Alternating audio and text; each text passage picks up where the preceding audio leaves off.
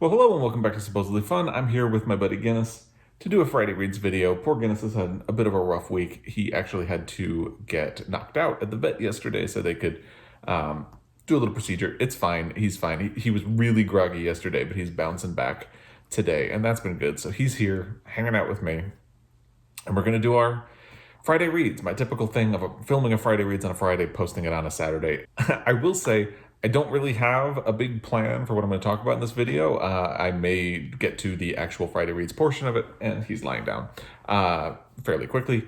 We'll see about that. But first, I want to say in my last Friday Reads video, I mentioned that we were going to be doing cookie decorating over the weekend. It's an annual tradition for us, and a lot of people asked for the sugar cookie recipe that we use because we make eggnog sugar cookies. It's kind of our thing. And so it's a recipe that my husband developed. I will put a link to the recipe on his little cooking site down below. But I feel like I should also point out that recipe is in the cookbook that he made as part of his lockdown project earlier this year.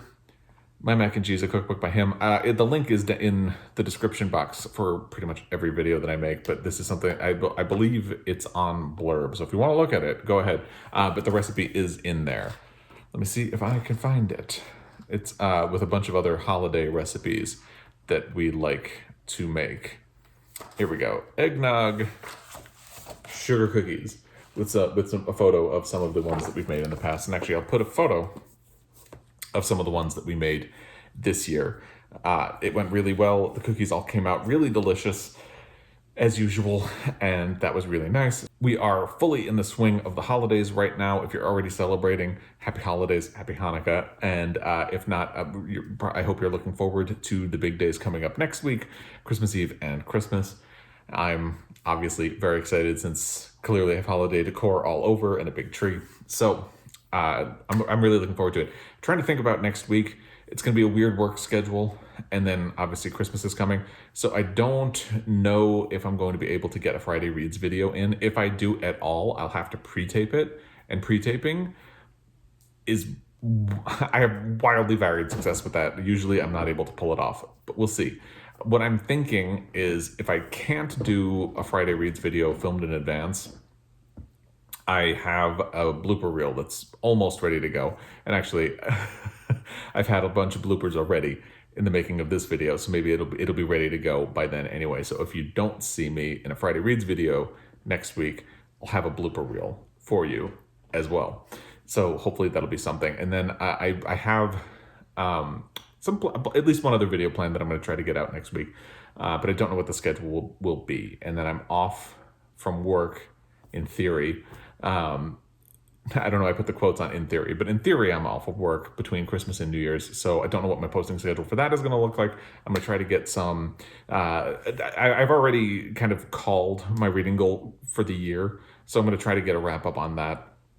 I'm not going to wrap up the year until I've finished the December. And I have some things I want to try to get in. So that's going to wait probably until the beginning of January, but we shall see. So anyway, that's kind of channel plans for the holidays. So please bear with me. It's a wonderful time of year, but it's a busy time of year. And that's just the way it usually goes. In terms of holiday plans, I don't know if I mentioned this, but we formed a bubble with our neighbors for Thanksgiving and had a dinner with them. And that was actually lovely. It felt nice to be having a meal with people again. And it was something we had not done at all this year for obvious reasons. And but we had long conversations with them about, risks from our side, risks from their side, and they are staying home other than work. So it seemed like a good... Jamie is growling at somebody. Children have been playing in the streets, and she does not like children. So we'll see how this goes. But anyway, it just felt nice to do something. Even then it felt scary, but obviously we're 2 weeks later and nobody got sick. So hopefully... we're planning to have dinner with them on Christmas Eve, and then Christmas Day we will be here, just us, the three of us, and the two dogs, and we will have a quiet Christmas here, FaceTiming relatives in other parts of the world. And we do like having a Christmas at home, so that part will be good. The reason we're having Christmas at home is not great, but it will be nice to be able to talk to family in other parts of the world. So that's our plan. I would love to hear what your plans are. I'm hoping I will have a little bit of time off between Christmas and New Year's, and we'll see how that goes. There's no, I probably will have the time off, but you never know. If anything comes up that needs to be dealt with, I'm gonna need to deal with it. It's just the way the world works. So that's holidays. Like I said, I would love to hear what you have going on, if you have any holiday traditions that you're managing to keep alive in this weird, crazy year where traditions are not easy to keep. I would love to hear what they are. Leave them in the comment section down below. Let's move ahead into the actual Friday Reads portion of this video. I had mentioned in my last video that I was planning to pick up Burnt Sugar by Avni Doshi again this week, and I ended up not, because I had forgotten. I had put a hold on an ebook version of An Extraordinary Union by Alyssa Cole on the Libby app, and it became available. So I decided to try to read that instead. And I had already suspended my reading goals for the year. The reason I wanted to read it was so I could get a romance novel that is not LGBTQ themed in. And I decided, okay, even though I suspended my goal, this is here, it's available, it should be a quick read. I'm gonna do it. And it turned out not to be a quick read. So I discovered something. I don't like reading ebooks anymore, and my traditional reasoning for that has been that I spend most of my day looking at a computer screen and doing email on my phone at night and things like that. So I don't really want to stare at another screen. And that's true. That is true. That is part of why I don't read ebooks anymore. But the other thing that I had not remembered was the amount of distractions that interrupt you when you try to read an ebook or when you're trying to read a book on your phone. Boy, I would just be getting into the flow of reading, and I'd get a text message, I'd get a Voxer message, I'd get an alert from a social media app, things like that, and I would just constantly be getting taken away from the book. And I think that is another reason I don't do ebooks much anymore. So that was part of why I was kind of dragging. The other thing is, I wasn't really liking the book. I was having a hard time articulating why. I got about halfway through. It's about, I think, a 350 odd page book. And I dragged my way to about page 100, trying to figure out, like, okay, because I don't think it's very, very well written, but it's written fine. And I feel like the structure. So let's talk about this plot of the book. An Extraordinary Union is about a woman during the Civil War who goes to the South to pose as a slave. She's actually a spy, and she's going to be placed in a household in the South where she can get information. The man is a senator within the Confederate Army or Confederate government, so she is there to get information from the family and pass it to the North. And another spy comes into town, and of course he is a white man, she is obviously black, and sparks fly between them, and it's kind of from there almost like a spy thriller and romance. But here's the thing, the structure seemed kind of forced and contrived, but I've read LGBTQ themed romances, and I feel like I've been willing to go along with a bit of, like, quote unquote not good writing and a bit of contrived plotting in those, but I was having a really hard time with it in this book. So I was thinking, am I just being not fair because the protagonists are not LGBTQ? But what I settled on was that it actually had nothing to do with that. What it had to, and it's funny because it's an active decision that Alyssa Cole made that was giving me a hard time. So when they meet, there's an instant attraction. But the book kind of follows almost like an enemies to lovers plot, and I got that term from Kazan from Always Doing. I'll link her channel down below. She's actually she had recommended a bunch of romance novels to me, and this was one of the ones. But because of the plot, it really jumped out to me. But she has a lot of videos that explain romance terminology and things like that. So this kind of has an enemies to lovers thing, because there's an instant distrust between them after their initial meeting, where sparks kind of fly. They both get distracted and kind of lose the guard that they have built up to put up a false front to the people around them who are Confederates. And from there's a bit of tension between them, because he is just like instantly in lust for Elle, who is the protagonist of the book, a female protagonist of the book. And that's kind of the problem. So the book is trying to actively deal with that lust, in an interesting way, but to me it's a bit of a problem because they address the fact that there's a power imbalance between Malcolm, who is the male protagonist, and Elle. But it's still gross because he pursues her so hard and so aggressively, and she says no in the beginning, and it's just, but he keeps pursuing her and trying to be like, no, no, no, no, no. I know you're probably used to white men trying to take advantage of you because they can, but that's not what I'm trying to do. But he's still pursuing her really hard, and it still feels gross. And I think that's where the disconnect was happening for me, because even though the book is actively trying to talk about that power imbalance for the reader, it still feels weird. And it talks about how Elle is physically attracted to Malcolm as well. And yet her inability to resist him feels weird when that power imbalance is so undeniable, because not only is she a woman and he's a man, she is a black woman and he is a white man. And yeah, if anybody's going to get in trouble for this, it's going to be her. And she is so dedicated to the cause that she is working for that she resists it, but he keeps pursuing her, and it feels gross to me. And I think that's where I was really having a hard time with it. So that was also making me drag it out because I wasn't enjoying the book. So I kept kind of like resisting the idea of reading it. So what was supposed to be a really quick read ended up dragging out over the course of the week. And ultimately I decided to DNF it. I did skip ahead a little bit and read a bit of the ending, but I just wasn't interested. So I don't actually even know what happens in the end. But because I did manage to drag my way to about the halfway point, like I said, it's I think a 350-page book. I dragged my way until I was about 175 pages. And at that point, I decided to stop. So I'm not going to give this a star rating, but I am marking it as completed. I'm going to count it as something that I read for the year.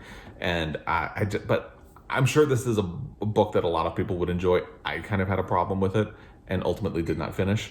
And I think my reading goal is not going to be for 2021 is not going to be the same. But I am going to try to keep an eye on genres that I don't traditionally engage in. And I think what I'm going to do is I had gotten a spoiler alert for my December book haul.